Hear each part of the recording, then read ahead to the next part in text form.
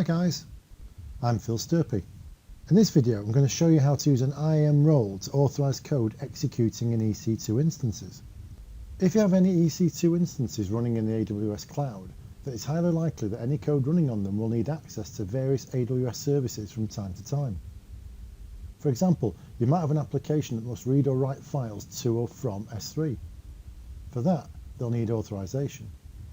In order to authorize a person or application to access an AWS service, you would first create an IAM user account and perhaps assign the desired security policy to it. The problem comes when you need to pass credentials from the application to the relevant service. A common mistake is to hard code these credentials into the code. As you can see, that's what I've done with this user data script. Although this script executes perfectly well, in fact you might have seen it execute in an earlier video, it's not secure. For a start, you may inadvertently disclose the credentials by recording a demo like this one and showing it on YouTube. More likely, you might store your code in a repository such as Git, not realizing it contains your credentials. The solution is to use IAM roles. IAM roles are not groups of users. Rather, they are entities to which you can assign security policies to and that applications or instances can assume. Let me show you this user data script which I wish to pass to an instance. As you can see, it does not contain any credentials, unlike the other script. Unless the code runs in a context that has permission to read objects from S3, it will fail. That's where IAM roles come in. If I connect to the IAM dashboard, you'll see that I've created a role named Bootstrap role. As you can see, I've assigned this role an off-the-shelf policy which grants it read-only access to S3. Any instance I assign this role to will have the same permissions. So let's see that role in action. As with my previous video, I'm going to launch an EC2 instance and pass it a user data script. I'm choosing Windows because my script is a PowerShell script. I'll select an M1 medium, come to Configure Instance Details, and then select a user data file. I'm going to select the one that doesn't contain the credentials. That's this one. Before I launch, I must assign the role to the instance. And therefore any code running in this instance will have whatever permissions have been granted to that IAM role.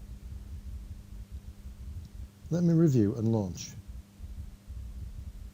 I'll just pick my key pair, launch instance.